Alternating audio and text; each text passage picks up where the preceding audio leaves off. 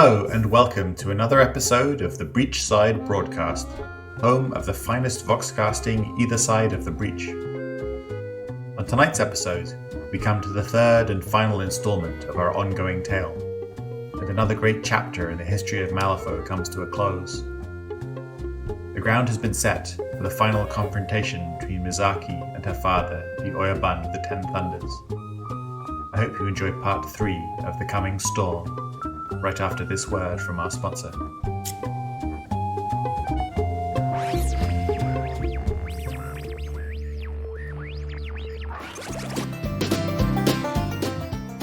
This episode of the Breachside Broadcast is brought to you by McFadgen's Rules for Duels, the ultimate authority on the regulations, etiquette, and legal ramifications of dueling on both sides of the breach.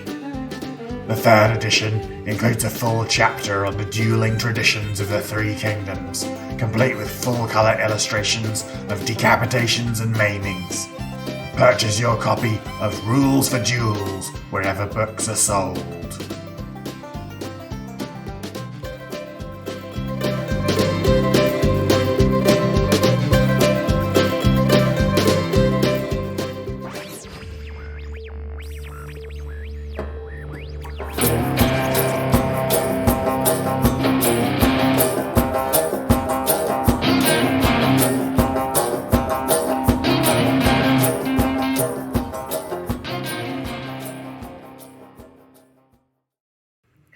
Toshiro stuck to the shadows of the quarantine zone. Even in passage, it was better for one as obviously undead as himself to not be seen walking in the light. A small pack of zombies shuffled along behind him, their rotting arms grasping the explosives that his descendant had given to him. They were not up to the caliber of troops that he would have preferred, but this was not a combat assignment. Instead of bravely leading his armies into battle, Toshiro was sneaking through the shadows like a dishonorable ninja. He sighed, producing a wet rattling sound in his chest. So much about the world had changed. He had come to realize that he did not care for the architecture of the Westerners, nor did he see any redeeming qualities in the residents of the quarantine zone. The living in this city were pathetic, honorless wretches, and the dead were not much better. None here would make worthy adversaries for the Katanaka clan. The Oyabun's request had been a troubling one. Toshiro recognized the need to appear strong, to seize the most prudent route to victory. He had once been in the Oyabun's place.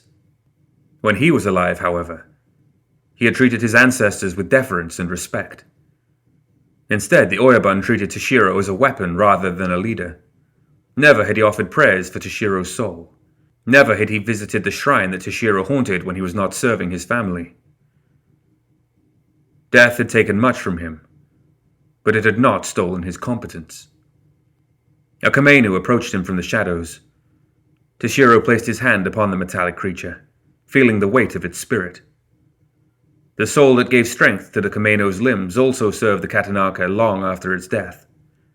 There was a sort of kinship between them that he valued. The Kamenu's spirit was calm. There was no threat to them here. A fan flicked open in Toshiro's hand, and he waved it forward. His soldiers stumbled toward the fortified laboratory.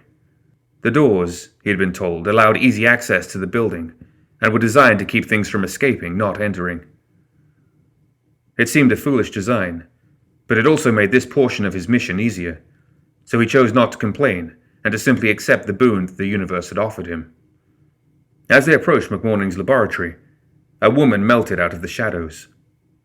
Long claws were strapped to her forearms, and a mask of ancient design had been pushed up to the top of her head. "Katanaka Toshiro." She offered him a deep bow, and Toshiro recognized her. Toshiro lifted his fan, motioning for the zombies to halt. "Sukada, I am surprised to see you here." That was what he intended to say. In actuality, the words came out more as a slur, better fitting a drunken lout than a daimyo.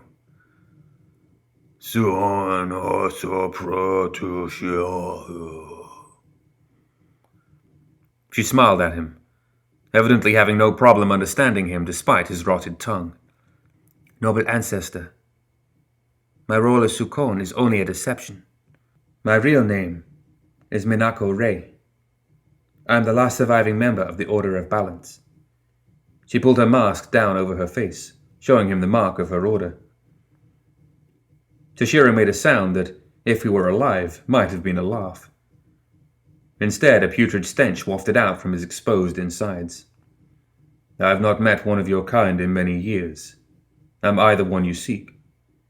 He placed a hand upon the hilt of his ancient katana. It would be an honor to test my blade against one of your order. Minako shook her head a bit sadly. No, you are not my quarry. Not while you yet serve your family with honor and distinction. She pushed her mask back onto the top of her head. I am here as part of my duty nevertheless. The one who gave you this mission has fallen from the path of righteousness. His karma is pulling him toward his final reckoning. She turned her hand, drawing his attention to the long metal claws strapped to her forearms. I will stop you if I must. Toshiro stared at her for a time. I have always respected your order, Toshiro slurred. Your opposition to the Oyabun casts light upon my own doubts. The doubts many share, Minako agreed. I implore you, noble ancestor, abandon the mission that was given to you.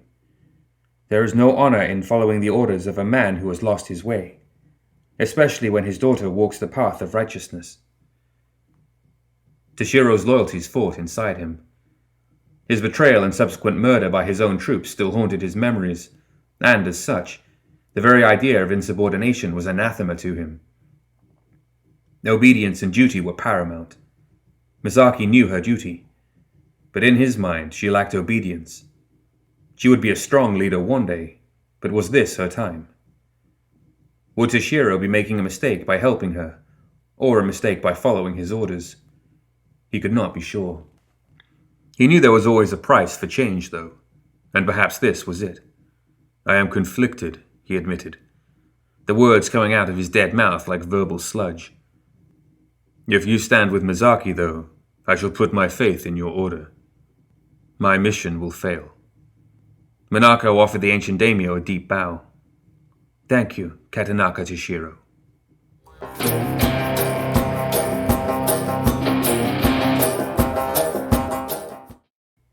Misaki entered the pagoda much like last time.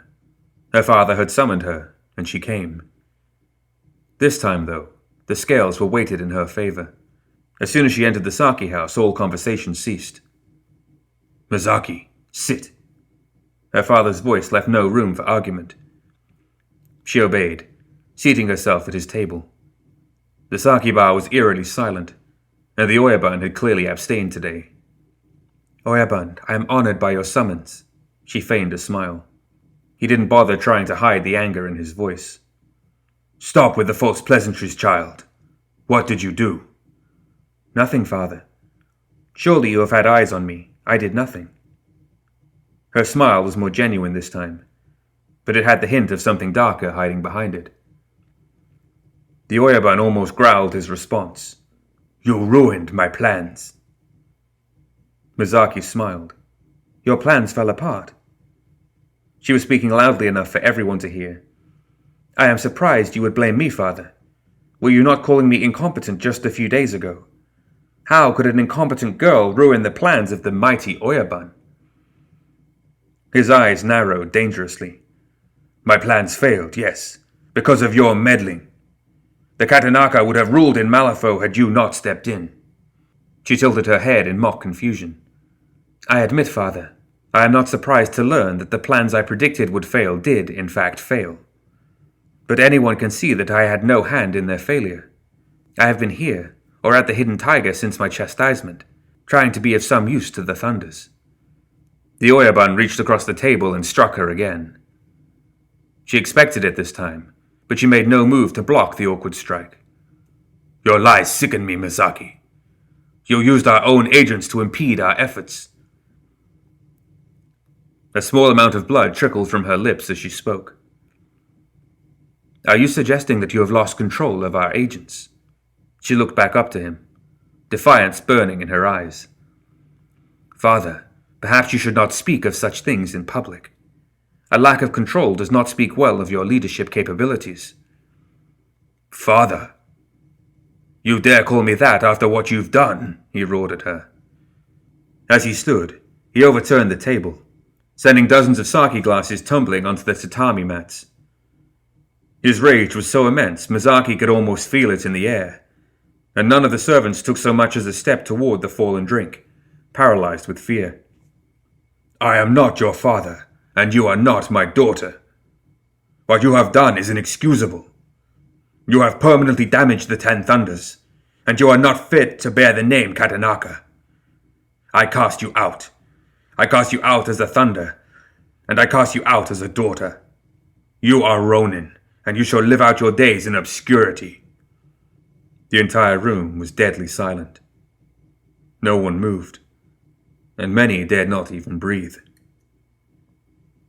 Instead of hanging her head in shame, Misaki lifted her chin in pride. "The affront to my honor is too much for me to bear. Since we are no longer family, I challenge you to a duel to refute your claims." The Oyabun laughed. "A duel? Such ancient customs are relics of the past, and should be discarded in these modern times. I am no fool. I will do no such thing." They both heard whispers then. Where before there was silence, the veil of respect had begun to break. The Oyabun had insulted the traditions of the past. He had refused a duel. Neither could make out the soft words being whispered behind raised fans, but the cadence was unmistakable. They were questioning. Questioning whether the Oyabun's grip was slipping. Questioning whether he feared his daughter. Questioning whether he should have accepted the duel. She smiled at him. She let their whispers fester for a few moments longer before replying. "It is the traditions of the past that define our future. It is our ancestors that give us strength. The guild attempted to control the destiny of the 3 kingdoms with their foreign customs, but we rejected their corrupt ways and returned to the lessons of our past. To freedom. Now, more than ever, we should embrace our traditions, for they are what define us." The whispers changed. Assent. The Boxer Rebellion had reignited a desire to return to the traditional values of the past. The people wanted to return to the culture of their ancestors. Grim realization flashed on the Oyabun's face. He was losing this battle.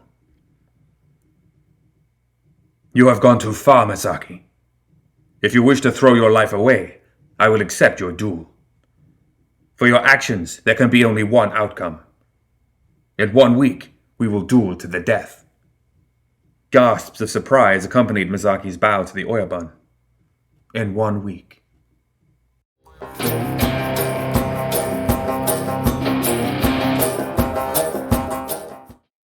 They all gathered at the hidden temple in the foothills of the 10 Peaks. Misaki stood in the middle of the temple grounds, facing the Oyabun. Her thoughts were cluttered. Too many spun around her head uncontrollably, distracting her and preventing her from focusing. She questioned whether she should have undermined her father, whether the duel had been the right way to settle things, whether she could kill the man that had raised her. What's more, she questioned the future. If she won, what would that mean for the 10 Thunders or the Katanaka family?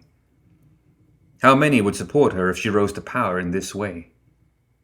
Most of her thoughts, however, were overwhelmed by the one that loomed over her mind like a storm cloud. Could she defeat him? The Oyabun had always been a talented fighter, and though he was much older now, he had never neglected his training. He had been taught by Yamaziko the same as her, and her sensei had always compared her unfavorably to his legacy. He was graceful, strong, and quick. Misaki gripped the katana at her side. It had never been her weapon. Doubt began to creep into her soul. Around her, the most important members of the 10 Thunders had gathered. Monks, ninjas, informants all watched from the shadows, waiting to learn the future of their organization. Many were loyal servants of the Oyabun, though a few had shown up to support her challenge. Lucas McCabe stood a short distance away, speaking to his friend Sadir. Mei Feng had arrived, and she stood near McCabe, looking grim. She was surprised to see that Lynch had come as well, despite having been on the Oyabun side not more than a week ago. She suspected that the casino owner was hoping that some of his infamous debt might be forgotten in the chaos of a regime change. It was just the sort of high-stakes gamble that she would expect from him. Next to Lynch stood Asami Tanaka. The two of them were trying to make polite conversation, but they clearly made each other uncomfortable. Misaki knew that they were risking their lives with such a blatant show of support, and she hoped that she wouldn't make them regret their choice. In the center of a group of monks stood Shenlong, the master of the 5 temples. He had been chosen to play host, and would be officiating over the duel today.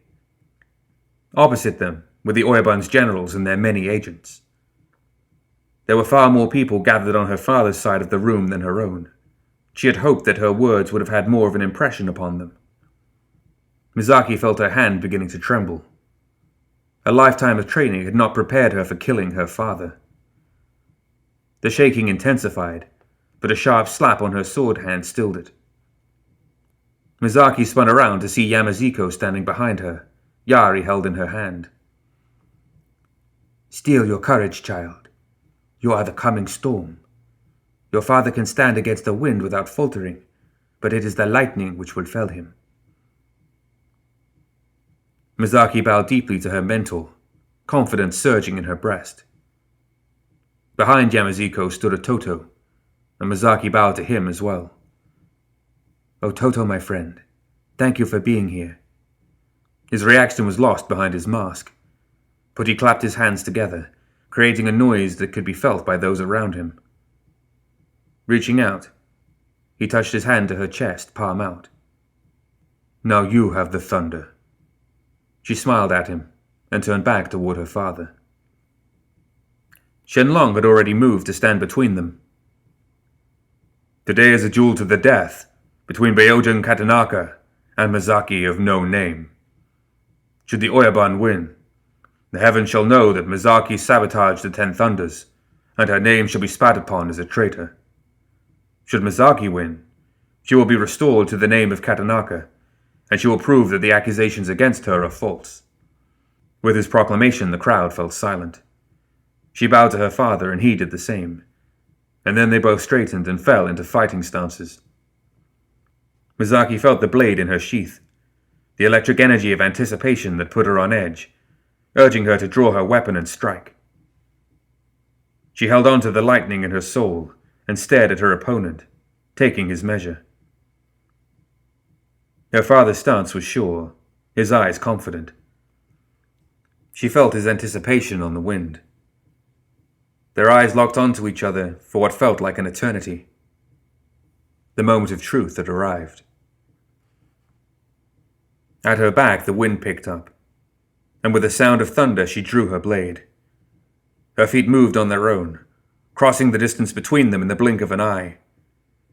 In a moment, her father's head lay at her feet, his sword undrawn. The wind seemed to swirl around her, and after a moment, she flicked the blood from her blade, sheathed it, and bowed to her fallen opponent, to her dead father. Shenlong stepped forward and addressed the crowd. "Misaki Katanaka is the winner," he announced, his voice carrying over the din of the shocked conversation. Tsukone stepped out from the crowd, approached Misaki, and went to her knees in front of the other woman. The crowd fell silent. In that silence, everyone in the room could hear the words she spoke. "I swear my service to your cause, Oyabun." The other generals had begun to shout in anger and reach for their weapons, but Misaki silenced them with a deadly glare. "Mine will not be a regime of fools," she commanded. "End them." McCabe and Sadia drew their sidearms as Mei Feng crouched down and sprung forward, her metal claws flexing anxiously. Lynch's eyes rolled back into his head as a brilliant darkness, like a smudge on reality, began to spill out of his mouth and nostrils. At the same time, Azami's hair rose up and snapped forwards, curling around the limbs of the surprised generals like restraints. It was over in minutes. The 10 Thunders had a new Oyabun.